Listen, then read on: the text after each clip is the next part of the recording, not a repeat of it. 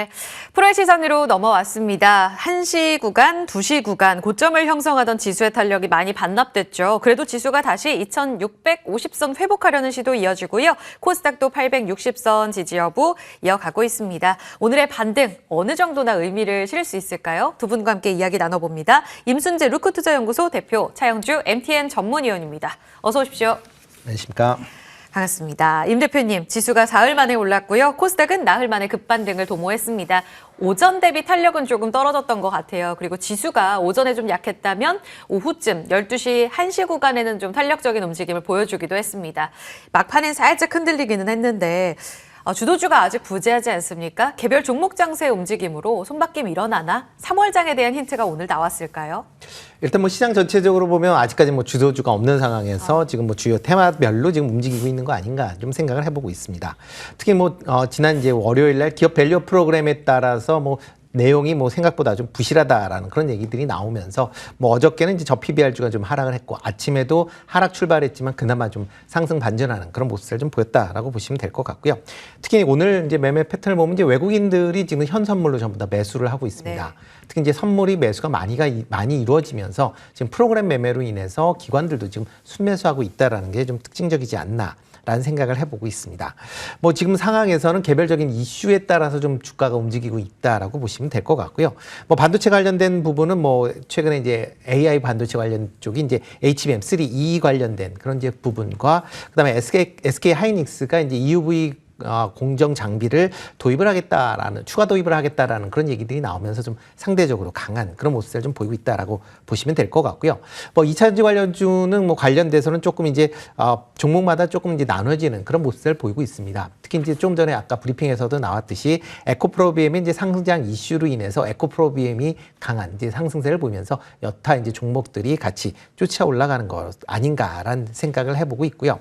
뭐 조선주 같은 경우도 최근 이제 수주가 계속 이어지면서 좋은 흐름을 보이고 있고 방산주가 수은법 개정 통과에 대한 기대감으로 강하다라는 게 오늘 좀 특징적이지 않나라는 생각을 해보고 있습니다.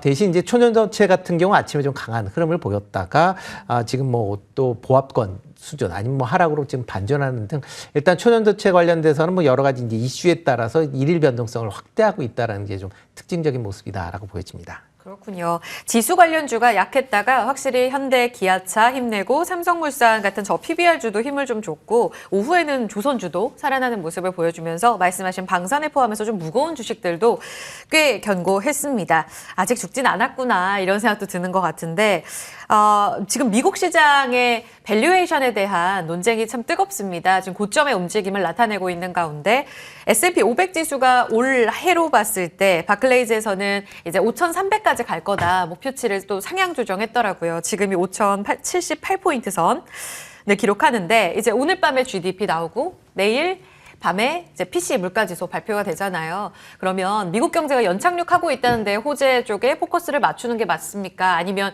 이번에 지표가 또 잘 나와서 결국은 기준금리 인하 시기가 또 미뤄진다에 악재로 포커스를 맞춰야 될까? 어느 쪽에 무게중심 싣고 계세요? 일단 우리가 이제 그 시장에서 지금 움직이고 있는 상황, 그러니까 지금 이제 바클레이즈 같은 경우에 S&P 500에 대해서 얘기를 하고 있기 때문에 시장을 좀 구분해서 볼 필요가 있다라고 말씀드릴 수가 있겠습니다. 미국 시장을 퉁쳐서 하나의 미국 시장이 아니라 네. S&P와 그 외의 다른 지수들을 조금 구분해서 볼 필요가 있다라고 볼 수 있겠죠. 지금 S&P가 올라가는 게 미국 경제 성장률에 대한 부분들 물론 포함이 돼 있긴 하겠습니다만 지금 뭐 우리가 엔비디아를 필두해서 많은 기술주들이 새로운 시대를 열었다라는 것들을 인해서 현재 주가가 지금 거침없이 올라가고 있는 거 아니겠습니까? 그러한 영향으로 인해서 지금 현재 S&P가 올라가고 있다라는 거죠. 그럼 이제 PC 지표를 통해서 금리에 대한 부분들이 있을 때 과연 어디가 영향을 받겠냐라는 겁니다.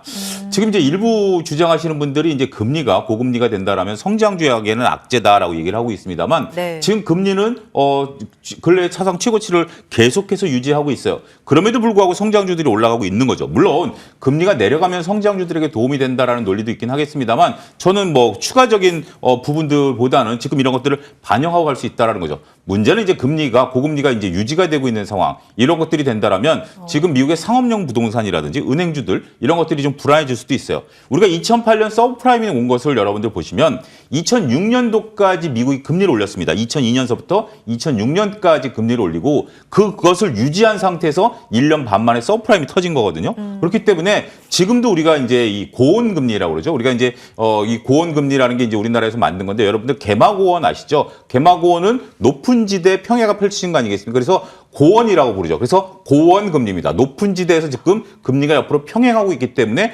고원금리죠. 이렇게 고원금리가 유지가 되면 이제 슬슬 이제 압박이 오는 겁니다. 처음에 이제 금리가 올라갈 때는 좀 견뎌볼까? 1년만 지나면 되지 않을까라고 하는 것들이 이제 한계 상황들이 오기 시작한다라는 거죠. 그렇기 때문에 PC지표가 잘 나옴으로써 금리가 좀 떨어진다라는 부분들은 지금 올라가는 기술주들에 대한 영향권은 별로 없다.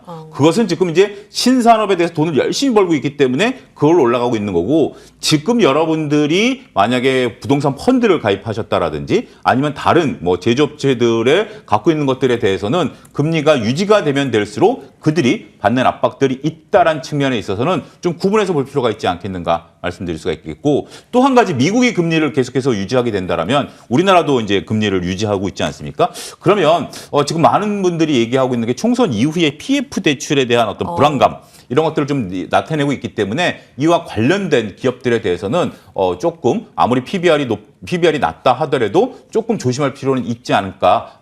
우리나라 국내 시장까지 끌고 와서 좀 말씀을 좀 드리도록 하겠습니다. 네, 단순 밸류에이션을 넘어서 기업의 재무 쪽으로까지 영향을 끼칠 수 있는 이슈인 만큼 지수가 떨어진다 아니다 이분법적으로 보시기보다는 종목별로 좀 봐야 된다라는 말씀 주셨고요.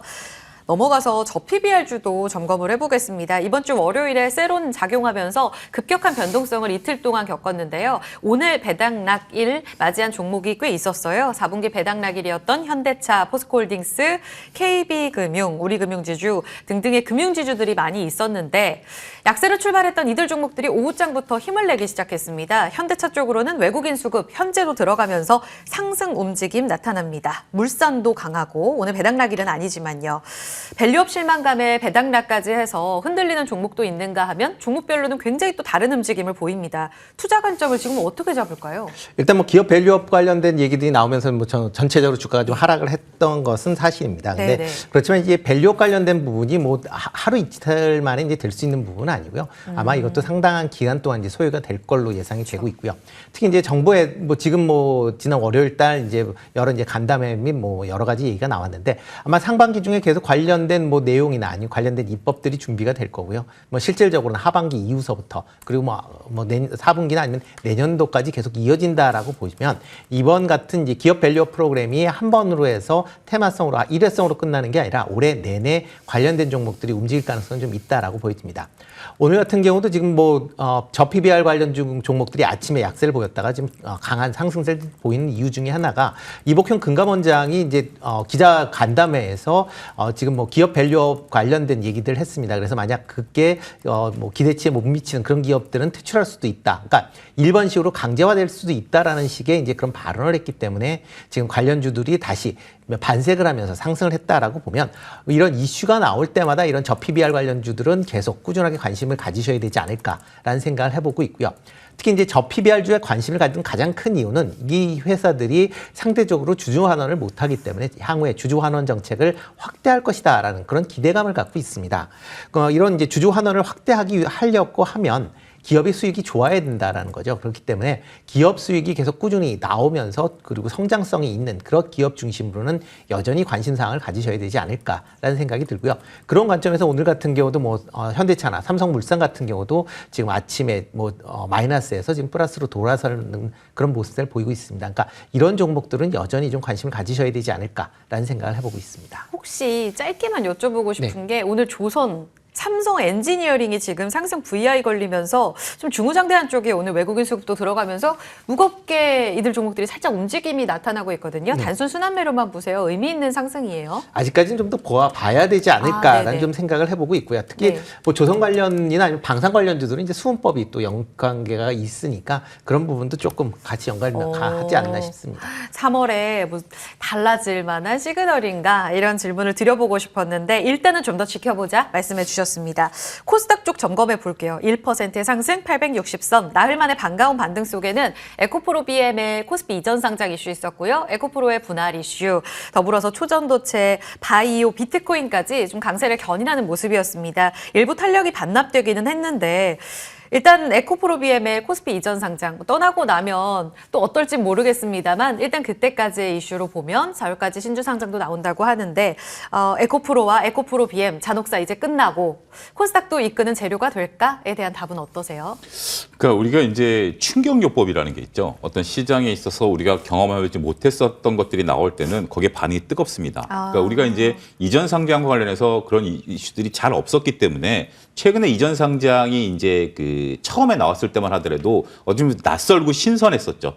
실상 이제 우리가 이쪽 시장에서 이쪽 시장으로 옮겨가는 거기 때문에 그러한 어떤 논리적인 것보다는 그래도 우리가 아직까지 우리 인식은 코스피 시장은 좀 불안하고 코스닥 시장은 좀 불안하고 코스피 시장은 안정적이다라 그래서 불안한 거에서 안정적으로 간다라는 것에 기대감이 좀 있었던 것들이 사실입니다. 그런데 이제 학습 효과라는 것이 생겼죠. 처음에 이제 충격요법에서 그 충격요법이 있었던 주가들을 보니까 별 차이 없더라. 가더라도 어쨌든 이쪽에서 뭐 공매도가 청산된다라는 부분들도 있긴 하겠습니다만 저쪽에서 공매도가 다시 시작될 수도 있는 거고 여러 가지 이제 패시브 자금의 유입이라든지 이런 것들이 실질적으로 우리가 이제 기대하는 것들 그러니까 본질 가치에 대한 부분들이 아니라 수급 요인으로 보는 것이고 수급 요인이라는 것은 언제든지 변할 수 있는 것이다라는 것들이 저는 나왔다라고 봐요. 그래서 에코프로 비행 같은 경우도 오늘도 15%까지 올라갔다가 지금 이제 반 정도 반납한 거 아니겠습니까? 예. 그렇기 때문에 이게 이제 빠르게 그렇게 이제 과거와 다르다라는 느낌으로 좀 말씀드릴 수가 있겠습니다.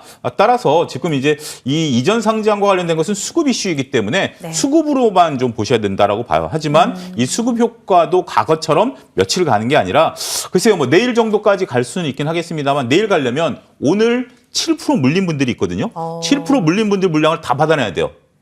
그렇죠? 만약에 지금 이제 내가 오전에 이게 올라간다 그래서 거의 12%에 따라잡으신 분들 입장에서 보면 지금 손절할 수 있을까요? 못하죠. 내일 올라오면 원금만 돼도 나는 팔겠다라는 분들이 계시기 때문에 오늘 거래량이 지금 350만 주입니다. 이거보다 거래량이 어떻게 된다? 늘어나야 올라갈 수 있다. 이런 것들에 대한 어떤 차트에 대한 기본적인 ABC죠. 이런 부분들까지 보시면서 대응 전략을 세워야 되지 않을까. 지금 이제 상대적으로 그것이 이제 제약바이오 쪽들은 좀 강한 것 같아요. 네. 어쨌든 꾸준하게 제약바이오들은 실적 베이스로 올라가는 거니까. 자, 수급 논리와 차트, 그다음에 실적. 가장 무서운 것은 빠른 것은 차트와 수급 논리예요. 하지만 그래도 거북이처럼 묵직하게 걸어가는 거 제 믿을만 하다라고 우리가 볼 수 있는 것은 실적이다라는 거 그 부분을 구분해서 보셔야 되지 않을까 싶습니다. 이렇게 되면 혹하죠. 펀더멘털을 이길 만큼의 이 수급 재료가 강한 것인가에 쏠리게 되는데 오늘의 윗꼬리가 이 변동성을 다시 한번 확인시켜준다.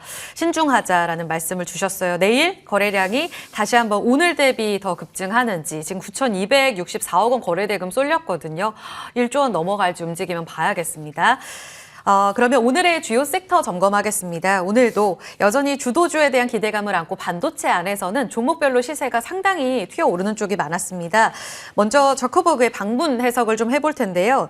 지금 삼성 쪽에서 이슈가 나온 건 아니에요. 그런데 LG 쪽으로는 잠깐 짚어드리면 LG 메타와 손잡고 만드는 XR 상용화 추진한다. 다소 좀 자극적인 헤드라인들이 나오고 있는데 내용은 일단 신사업 파트너십 강화를 위한 전략적 논의를 진행했다라는 내용, 여기 여의도 왔더라고요. 이야기 나눴다라는 내용들 전해지고 있습니다. 구체적으로 콘텐츠 역량도 키우고 하드웨어 협업도 할 거다라는 이야기가 전해지고 있는 가운데 구체적인 뉴스는 좀 더 업데이트가 필요할 것 같습니다. 삼성 쪽으로는 AI 반도체 협업할 거라는 기대감이 있는데 아직 뉴스는 나오지 않고 있어요. 임 대표님. LG는 조용하고요. 삼성전자는 오늘 소폭의 상승을 보여주면서 어제 HBM3E 개발 소식에 좀 조용하다 싶었는데 오늘은 네. 좀 올라갑니다. 이 호재들을 반영하는 주가치고는 좀 약해 보이는데 어떻게 해석할까요? 일단 뭐 호재다라기보다는 그동안 좀 못 올랐기 때문에 좀 올라간다라고 보시는 게 좀 더 맞지 않을까 싶습니다. 뭐 삼성전자가 주가가 뭐 1월 달에 블록들을 한 이후서부터 계속 지금 옆으로 횡보하고 있는 그런 모습들을 좀 보이고 있는데요. 일단 삼성전자의 경쟁력에 대한 의구심이 여전히 주가에는 좀 부정적으로 작용을 하고 있다라고 보시면 될 것 같습니다. 대표적으로 지금 뭐 HBM3 D램과 관련돼서 지금 트랜스포스가 이제 작년도에 이제 이제 시장 점유율을 확인해 보니까 SK 하이닉스가 53%, 그다음에 삼성전자가 38%입니다. 그러니까 SK 하이닉스에 비해서 HBM3 관련된 시장 점유율이 지금 삼성전자가 더 낮다라고 보고 있는 거고요. 여기에 지금 파운드리 사업부에서 인텔이 추격이 좀 가속화되고 있는 그런 모습입니다. 특히 인텔 같은 경우는 이제 올해 1.8나노의 파운드리 공장을 양산하겠다. 그러니까 지금 삼성전자나 TSMC 같은 경우는 이제 3나노를 하고 있고 내년에 이제 2나노 공정을 양산하겠다라고 하는데 인텔이 이거보다 빨리 진행을 하겠다라는 거고요. 2027년도까지는 뭐 다른 파운드리 업체처럼 1.4나노 공정을 하겠다. 그러니까 그 정도가 되면 지금 인텔 목표로는 세계 2위의 파운드리 업체로 하겠다라는 겁니다. 그렇다라고 하게 되면 그만큼 이제 삼성전자에서 파운드리 부분이 시장 점유율이 계속 좀 낮아지고 있는, 현재 뭐 12%대에 머물러 있는데 이거를 올리기에 상당히 좀 시간이 걸릴 가능성에 대한 그런 우려감이 시장에서 있다라고 좀 보여집니다. 그렇지만 이제 삼성전자 입장에서는 여전히 뭐 D램 시장에서는 절대적인 이제 시장 지배력을 유지하고 있습니다. 작년 4분기 기준으로 보면 D램 시장은 45.7%로 뭐 지금 2016년 3월 3분기 이후에 지금 마켓시어로 보면 가장 높은 수준에 유지하고 있고요.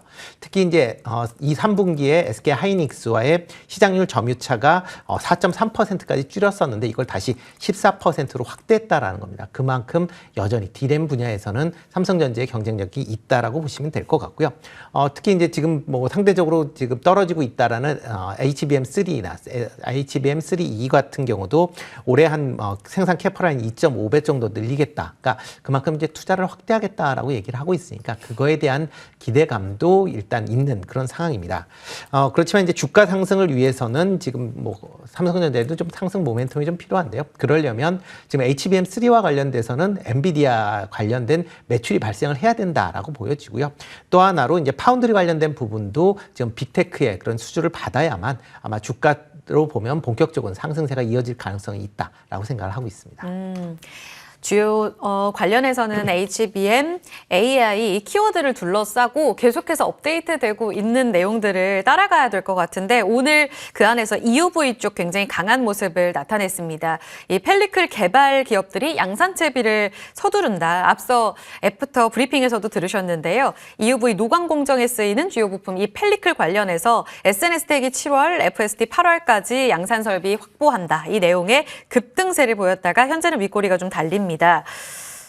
어떻게 해석할까요? EUV 쪽으로 다시 한번 이렇게 공정이 조금 더 미세화되고 기술 개발이 이어지게 되면서 이쪽으로도 주도주가 될 만한 움직임이 나타나는가? 뭐 주도주라기보다는 이제 장비업체 단에서 이제 어떻게 보면 세부적인 그런 움직임이다라고 보시면 될 것 같고요. 네. 일단 반도체 업체들의 투자가 확대가 되면 장비주에 대한 관심이 커질 수밖에 없습니다. 특히 HBM3나 뭐 DDR5 같은 그런 이제 관련된 투자는 계속 확대가 되고 있는 그런 상황이고요. 특히 이제 반도체 감산이 정상화된다라고 하게 되면 그만큼 이제 소부장 기업들에 대한 실적 개선에 대한 기대감이 나오면서 주가도 강해질 수밖에 없다라고 보여지는데 예. 다만 장비주 내에서도 아마 좀 차별화가 될 걸로 예상이 되고 있습니다.